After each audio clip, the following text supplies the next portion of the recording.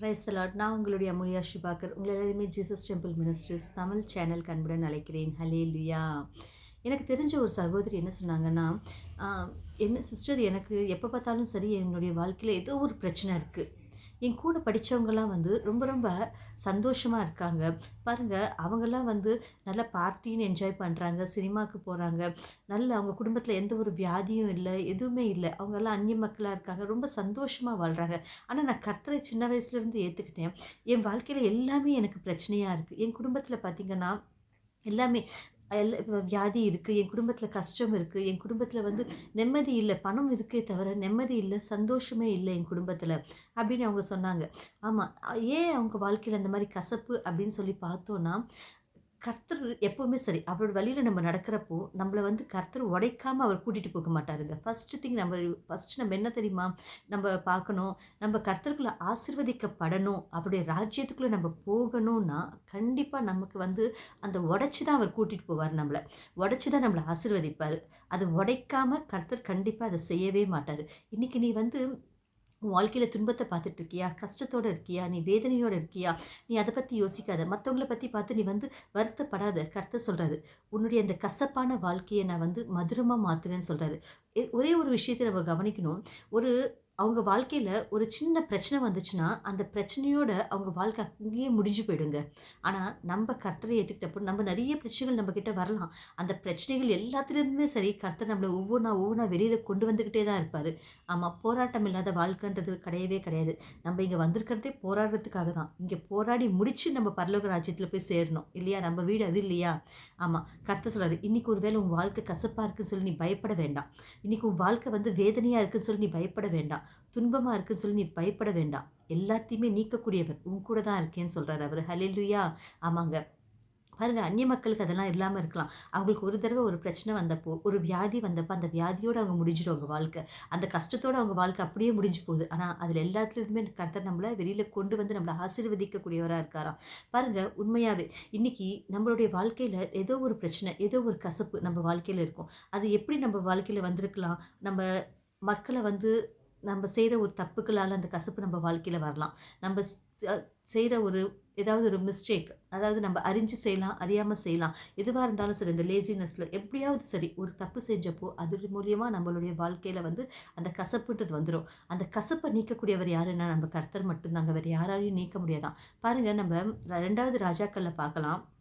அந்த இடத்துல நம்ம பார்த்தோன்னா, எலிஷா வந்து கில்கான்லேருந்து திரும்பி வருவாரு. திரும்பி வர்றப்போ பாருங்க, அந்த இடத்துல என்ன போட்டிருக்காங்கன்னா, 2வது ராஜாக்கள் 4வது அதிகாரத்தில நம்ம பார்க்கலாம். 38 வருஷத்துக்கிட்ட.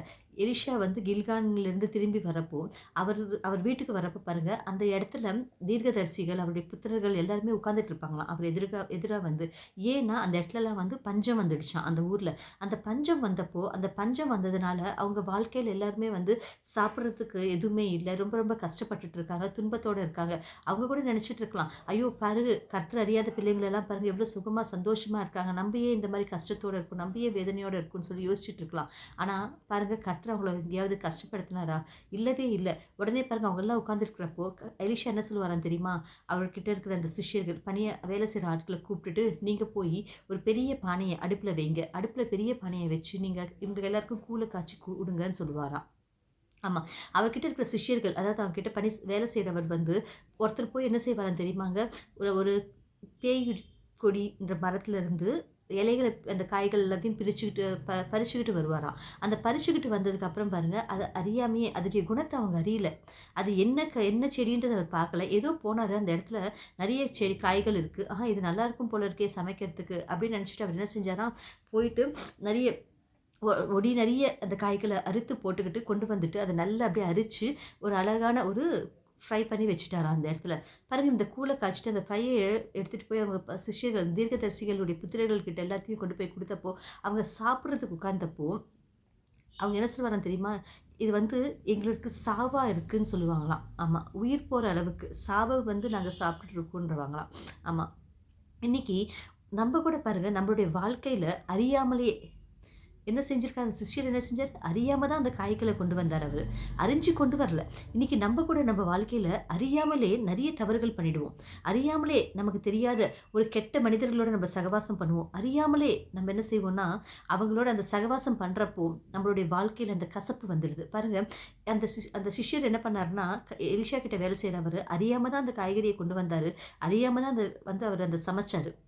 இல்லையா? நம்ம கூட நம்ம வாழ்க்கையில நெறைய பேர பத்தி நமக்கு அறிஞ்சே இருக்க மாட்டோம். அவங்கள பத்தி நமக்கு எதுவுமே தெரியாது. ஆனா, நம்ம வாழ்க்கைக்குள்ள நம்ம இடம் குடுப்போம். அது இடம் குடுக்கறதுனால பாருங்க என்ன ஆகுதுன்னா, பண நஷ்டம் போயிருப்போம். ஆமா, வியாபாரத்துல இடம் குடுத்தோமா, நம்ம அறியாதவங்க கிட்ட பணம் லாஸ் ஆயிருப்போம். அதே மாரி நெறைய பேர் பாருங்க இந்த காதல் அப்படின்னு சொல்லி விழுந்து அவங்களே இழந்துடுறாங்க. நெறைய பேர் பாருங்க திருமணம் போய் அந்த திருமணத்தில போய் வாழ்க்கைய இழந்துடுறாங்க. நெறைய பேர் பாருங்க அதாவது தெரியாம தப்பு பண்றதுனால, அறியாம தப்பு பண்றதுனால நெறைய அவங்களுடைய பிரச்சனைகள ஃபேஸ் பண்றாங்க. ஆமா.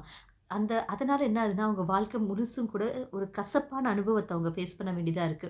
இல்லையா? இன்னைக்கு நெறைய பேருடைய வாழ்க்கையில பாருங்க, அறியாத ஆளோட அவங்க சகவாசம் பண்றதுனால, அறியாதவங்களோட அவங்க வந்து பிஸ்னஸ் பண்றதுனால, அறியாதவங்களோட அவங்க சிநேகம் பண்றதுனால, அவங்க வாழ்க்கையில நெறைய பேர் நம்ம கேட்டோம்னா, கசப்பான அனுபவத்த அவங்க ஃபேஸ் பண்ணியிருப்பாங்க. இன்னைக்கு ஒருவேளை நீங்க கூட அதே மாரி நெலைமையில இருக்கீங்களோ என்னமோ! கர்த்தர் சொல்றாரு, "நான் உங்களுடைய அந்த கசப்ப நான் எடுத்து போடுறேன்னு" சொல்றாரு. பாருங்க, இவங்க எல்லாருமே போயி என்ன சொல்றாங்கன்னா, அந்த கசப்ப அவங்க சாப்பிட்டப்போ, "நாங்க சாவ சாப்பிட்டுட்டு இருக்கோம்ன்னு" சொல்லுவாங்க. சாவ நாங்க சாவறதுக்கு இருக்கோன்ட்டு. ஆமா. அதாவது அந்த இடத்துல நம்ம பார்த்தோம்னா, கசப்புக்கு அதாவது மனசுல வேதனை. கசப்புக்கு அர்த்தம் என்ன? வேதனை, துன்பம் எதுவுமே இல்ல. வே ஒண்ணுமே இல்லாம போயிடுது. அந்த மனசுல கசப்பு வந்தப்போ விரக்தி எல்லாமே ஒண்ணுமே இல்லாத ஒரு நிலைமை வந்துருச்சு. அந்த மாரி நிலைமைத்துல சாவு தவிர வேற எதுவுமே தோணாது. செத்து போனா நல்லாருக்கும். அந்த மாரி தான் தோணும். அந்த மாரி நிலைமையில இருக்கான் அவங்க சாப்பிடுற சாப்பாடு. ஆமா, இன்னைக்கு நெறைய பேருடைய வாழ்க்கை அந்த மாரி நிலைமையில தான் இருக்கு. ஆனா கர்த்தர் சொல்றாரு, "நான் உங்கள ஆசீர்வதிக்கிறேன்னு" சொல்றாரு. எலிஷா கிட்ட வந்து அவங்க சொன்னப்ப பாருங்க, அவர் என்ன செய்வாரு, ஒரு பிடி மாவ கொண்டு வந்து சிஷ்யர்களுக்கு பிடி மாவு கொண்டு வான்னு. அந்த பிடி மாவ கொண்டு வந்து அந்த குழம்புல, அதாவது அந்த காய்கறியில போட்டு அவர் கலக்கி குடுத்ததுக்கு அப்புறம் பாருங்க, அவங்க சாப்பிடுறதுக்கு அது நல்லா இருந்ததாம்.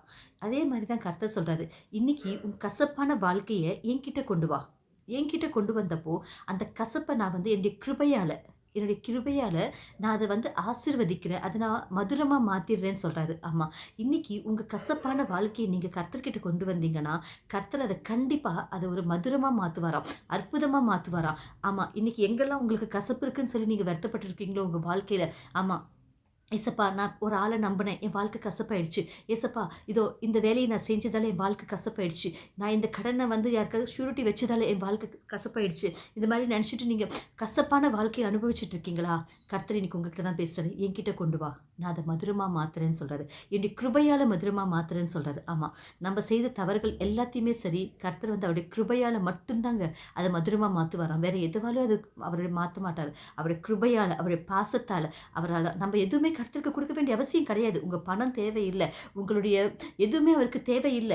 கர்த்தருக்கு தேவை எல்லாமே நீங்க அவர்கிட்ட வரணும். அவர்கிட்ட வந்தீங்கன்னா, கண்டிப்பா அவருடைய கிருபையால உங்க கசப்ப எல்லாத்தையும் எடுத்து போட்டுட்டு, அது உங்க வாழ்க்கைய மதுரமா மாத்துவாராம். பாருங்க, நம்ம பார்த்தோம்னா ரூத்து கிரந்தத்துல கூட நம்ம பார்க்கலாம். நயோமிய பத்தி நம்ம பார்க்கலாம். நயோமி கூட எல்லாமே இருக்கிறப்போ போய் அவங்க என்ன செய்வாங்க? பெத்லஹேம விட்டுட்டு மோயாபு தேசத்துக்கு போயிடுவாங்க.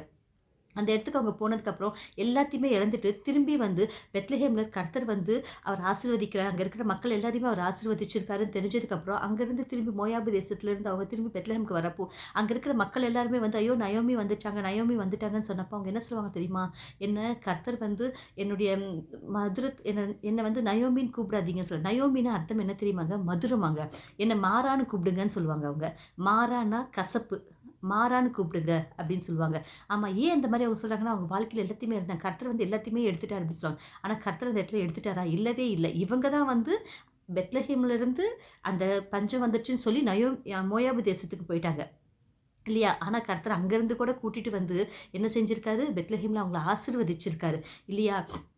என்னவா ஆசீர்வதிச்சாரு? நம்ம தாவீது மகாராஜாக்கு அவங்கள பாட்டியா ஆசீர்வதிச்சிருக்காரு. இன்னைக்கு நம்மளுடைய வாழ்க்கையில கூட சரி, ஒரு கசப்பான அனுபவம் உங்க வாழ்க்கையில இருந்தா சரி, நீங்க எதெல்லாம் இழந்து போயிட்டீங்களோ, ஆமா, இன்னைக்கு உங்க கணவர இழந்து போய் நீங்க கசப்பான வாழ்க்கையில இருக்கீங்களா? பணமெல்லாம் இழந்து போய் கசப்பான வாழ்க்கைய அனுபவிச்சுட்டு இருக்கீங்களா? இல்ல கோர்ட் கேஸ்ன்னு சொல்லி சுத்தி சுத்தி அ என்னன்னா, நீங்க கசப்பான வாழ்க்கையில இருக்கிறீங்களா? இல்ல வேலையே கிடைக்கல, எனக்கு எதுவுமே இல்லன்னு சொல்லி நீங்க கசப்பான வாழ்க்கைய அனுபவிச்சுட்டு இருக்கீங்களா? இல்ல உங்க திருமண வாழ்க்கையில சந்தோஷம் இல்லாததுனால நீங்க கசப்பான வாழ்க்கைய அனுபவிச்சிருக்கீங்களா? பிள்ளைங்க இல்லாததுனால கசப்பான வாழ்க்கைய அனுபவிச்சுட்டு இருக்கீங்களா? எந்த ஒரு விதமான நீங்க கசப்பான வாழ்க்கைய நீங்க அனுபவிச்சுட்டு இருந்தாலும் சரி, கர்த்தர் சொல்றாரு, என்கிட்ட வாங்க நீங்க. என்கிட்ட திரும்பி வாங்க. நயோமி திரும்பி வந்தப்போ, அவங்க மாறான்னு அவங்க சொல்ல சொல்லி சொன்னாங்களே தவிர, கர்த்தர் அவங்க வாழ்க்கைய மாறாவா மாத்தல. அவங்க நயோமியா தான் வச்சாங்க. இன்னைக்கு கர்த்தர் சொல்றாரு, நான் உங்கள மதுரமா தான் வைப்பேன். உங்க வாழ்க்கைய நான் மதுரமா மாத்துவேன். உங்க வாழ்க்கையில நான் சந்தோஷத்த குடுப்பேன், சமாதானத்த குடுப்பேன், நிம்மதிய குடுப்பேன்னு சொல்றாரு. ஆமா, உங்க வாழ்க்கை ஆசீர்வதிக்கப்படுறதுக்கு தகுதியான வாழ்க்கை உங்க வாழ்க்கை. உங்க வாழ்க்கை யாருமே சரி ஆசீர்வதிக்கப்படாது அப்படின்னு சொல்றதுக்கு முடியவே முடியாது. ஏன்னா, சர்வ சரீரங்களுக்கும் நான் கர்த்தாவா இருக்கேன். ஆமா, நான் கர்த்தரா இருக்கேன். கண்டிப்பா நான் உங்கள ஆசீர்வதிக்கிறேன். கண்டிப்பா நான் உங்களுடைய வாழ்க்கைய நான் வந்து மாத்தி காட்டுறேன். என்ன நம்புங்க. என்கிட்ட வாங்கன்னு சொல்றாரு. ஆமா, இன்னைக்கு உங்க கசப்பான வாழ்க்கைய கர்த்தர் மதுரமா மாத்துறேன்னு சொல்றாரு. நம்பி விசுவாசத்தோட இருங்க. கண்டிப்பா உங்கள அவர் ஆசீர்வதிக்கிறேன்னு சொல்றாரு. ஹல்லேலூயா! ஜெபிச்சுக்கலாமா? ஸ்தோத்திரம் இயேசப்பா. ஸ்தோத்திரம் பரிசுத்த ஆவியானவரே. ஸ்தோத்திரம் தேவனே. தரபஷி கலாவரி பரி பர பிரவஷிஷ ரசஸ்வா. ஆமா ஏசப்பா. ஐயா, எங்க வாழ்க்கையில எத்தனையோ விதமான கசப்புகள நாங்க சந்திச்சிருக்கோம். அந்த கசப்பான வாழ்க்கையிலிருந்து எல்லாத்துலயுமே எங்கள விடுதலை பண்ணி, ஐயா உங்க மதுரத்த எங்க வாழ்க்கையில குடுத்து, எங்கள ஆசீர்வதிங்க தேவனே. நிம்மதிய குடுங்க தேவனே. சமாதானத்த குடுங்க ஐயா. ஐயா, நீங்க மட்டும் தான் எங்களுக்கு இருக்கீங்க. வேற யாருமே எங்களுக்கு இல்ல. நீங்களே எங்களுக்கு துணையா இருந்து எங்கள மேலும் மேலும் உயர்த்துங்க தேவனே. இயேசு கிறிஸ்துவின் நாமத்தில நீங்க நிச்சயமாக எங்கள ஆசீர்வதிச்சு உயர்த்துவதற்காக நன்றி, நன்றி, நன்றி தேவனே. இயேசுவின் நாமத்தில. ஆமென், ஆமென், ஆமென்.